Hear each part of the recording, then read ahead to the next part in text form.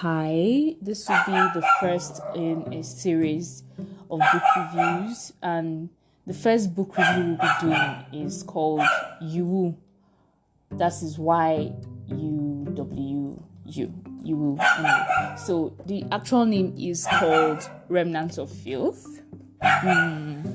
Remnants of Filth was a very, very interesting book, and actually it was the sequel to her. You know it better as Dumpowski and his White Cat season. So in order for me to explain this in a more simple manner to you, to be that Moran is Moses. Moran from Dumpowski and White Cat and his White Cat season is Moses' ancestor. Like give birth, then you get Moses. Yeah. So Moses is like his descendant. So you understand why Moses is kind of the way he is when you read the book. Okay, so moving on. The main characters are Moses, Gumang, and side characters. We have the Emperor, we have Morong Chui, we have Jiang Yezue, we have Jiang Fuli, we have Yue Chen King, we have Morong Lian. You will hate Morong Lian, but you would later come to understand Morong Lian in a way. Because to put it in a way, let me spoil the book a little for you. Morong Lian is the half brother of Gumang. But Gumang is literally not aware that Morong Lian is his half brother. And Morong Lian was made aware of this fact like right from when they were kids. So he has always treated Gumang in a very wicked and a very selfish manner, even though he knew that Gumang was his half brother and that his father, that's his Morong Lian's father, actually raped and tortured Gumang's mother. Like, he knew all these things and still went ahead to still be mean to Gumang because he wanted to hide the fact that Gumang was his half brother. So anyway, Gumang grows up as a slave in the household of Morong Lian. Morong Lian is the cousin to the Emperor, right? So they all grow up together. Moses comes around every once in a while. Moses has always hated Morong Lian's. He has always hated Morong Lian, like right from the start. He has always hated him because he always found him like really high up there and carrying himself like he's something that he's not. You get? So he has always hate, like right from when they were small. He always did not like. For some reason he just did not like him, and for some reason he vibed with Gumang. He was able to like talk and relate with Gumang properly, but for some reason he wasn't just Morong Lian was not it at all. So anyway, they all grew up together. Moses ends up becoming a general in the army, and Gumang as well goes on to become a general in the army as well. And not only does he become a general in the army, he like literally leads his own section of the army. He was that good at wars to the point where he was given the authority to take care of a certain sect of the army. The same thing goes for Moses, right? So accomplished cultivators, they have their own sect of the army to like handle their generals. They have their own men and everything.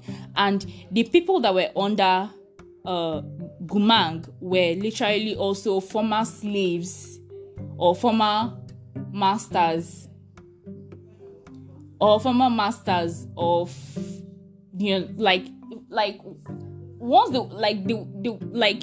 you were like anybody that was like literally like a slave or wasn't being treated well could come into Gumang's army, and Gumang would like take you in and then train you and do all of that, which was quite different from Moses' army. Moses' army was filled with nobles, royals. There was literally this difference between them. But but they still ended up becoming like really good friends. So they were really good friends, like despite the fact that they led different factions of the army. And the emperor at the time did give Gumang the right and the opportunity to have like his own section of the army and be able to choose the people who come into his army. So Gumang's army was filled up with, slaves who were accomplished, who were cultivators, because they had this rule back then in that kingdom where if you were not, like, even if you were a cultivator, you had a golden core and whatnot. If you were not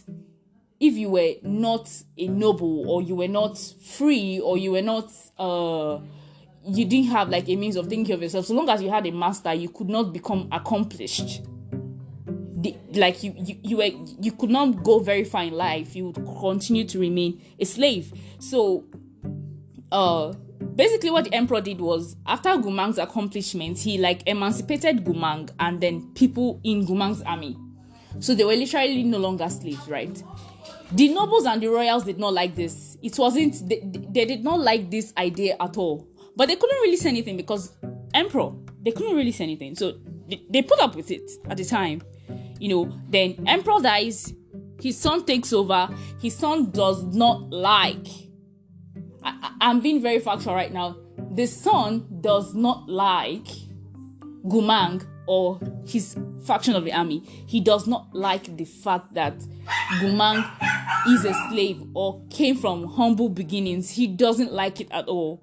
He doesn't like the fact that Gumang comes into the palace with all these accomplishments and is still humble and still is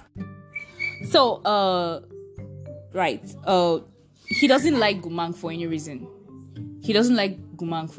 Because Gumang is a slave. So he comes up with this very brilliant idea. Like, everybody goes to war, right? So they're at war. And then the country they're at war with is also a cultivating like country, right? So Gumang's friend Jiangezue, right? He does something he does something he shouldn't have done, right? His temperament, he's someone that gets angry very easily. And the emperor of this other country decides to use it to his advantage. So he creates what we call a Zhenlong chess formation, which literally like controls another person, right? So he does it and uses it as to control Jiang Gezue. So Jiang Gezue ends up killing an ally from another kingdom, a high up ally, like a very big noble. He kills the guy off, and now Gumang's army is in trouble. Gumang has to go and beg the emperor and be like, I'm really, really sorry, this had to happen and whatnot. While Gumang is on his way to go and beg the emperor, a battle breaks out. But because of what Jiang Gezue has done,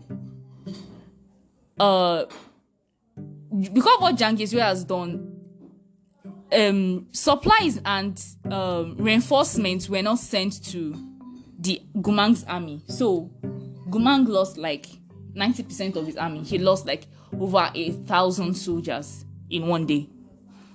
He gets to the capital. He's hearing this, that his men are dead. He's lost. He doesn't know what to do. And you know the way these things work, right? You cannot come back to the emperor after you've lost the battle and come and start talking. It's not possible. So he comes back to the emperor. The emperor goes, okay, you failed, you lost, so you're going to have to kill yourself to, that's the only way to solve this. So Gumang is like, okay, at least even if I'm going to die, and even if every other person involved in this issue, including Jiang Gezue, is going to die, okay, at least give my men who died in battle, like, their tombstones. Let them be buried. Let their families be able to, like, have a place where they could come to say, okay, this is where my brother or my sister or my father died. Like, just give them a place to be buried. And the emperor says, no, y'all were slaves before. My father may have been nice enough to emancipate you guys, but I didn't. So yeah, no, it's not going to work. And then you cannot lose a battle and then come back and expect me to, do what you're asking. It's not possible. It doesn't work that way. So the emperor tells him to go back, and comes up with this very brilliant plan. And calls Gumang back and goes like, okay, you get your tombstones. It's fine. You get your tombstones for your men, but you're going to have to do something for me. Gumang goes, okay, what is it? He says, okay, you would literally have to betray everybody you know and go into this other country we are at war with as a spy. That is what he tells him to do. He says, you will literally act like as if you betrayed everybody in this country. Then you go to this other country and act as a spy and get me all the information. This other country will not let you in to know their secrets and whatnot if you go there as a commissary or an emissary of my kingdom. So you literally have to go. You have to go in as a spy. So in order for that to happen, we have to create a very good backstory, make it seem like as if nobody cares about you anymore. So you had no choice but to betray and, you understand, leave the country and go to this other country. So that is what happens anyway. So he loses his best friend. Jangezwe dies. Mozi comes around and Mozi hears about what happened on the battlefield, right? He comes back from his own battlefield and he is looking for Gumang. Gumang literally does not have time for him because Gumang is literally like, okay, I have to do this in order to save the honor and the respect of my men. So he literally has no time for Mozi. So Mozi comes and like, okay, let's talk about this, let me comfort you, give you some comforts. And Gumang is not having any of the comforts. He's not. He's like, I'm not doing this with you. So Gumang gets, Gumang leaves and, we get to the story opens up exactly where we start, where we meet Gumang without his memories and whatnot. I won't spoil why he lost his memories for you because this book literally has a whole lot of intrigue in it. There were two major reasons why his memory had to be scrambled and erased. And one of them had to do with Mozi, but and there was a little bit of time traveling too involved, but we'll wait and see.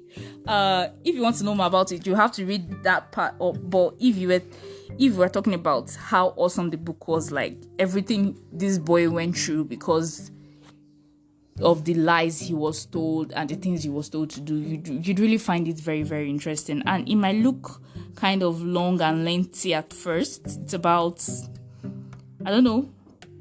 5,000, 6,000 pages of a novel. But it was very, very good at the end of the day. You'd really, really enjoy it. And you'd love to see how the characters come together. There's one particular character that was so... I really felt bad for him, but at the same time, I didn't feel bad for him. That was YUWU King. Very young, very trustworthy. Really liked Mozi a lot and would always follow Mozi around. And... but he was a very horrible cultivator. He couldn't even do spells to save his life, but it was very, very interesting. At the end of the day, the book was overall very, very nice, and it explained the power dynamics and how somebody in power could literally set you up to do things.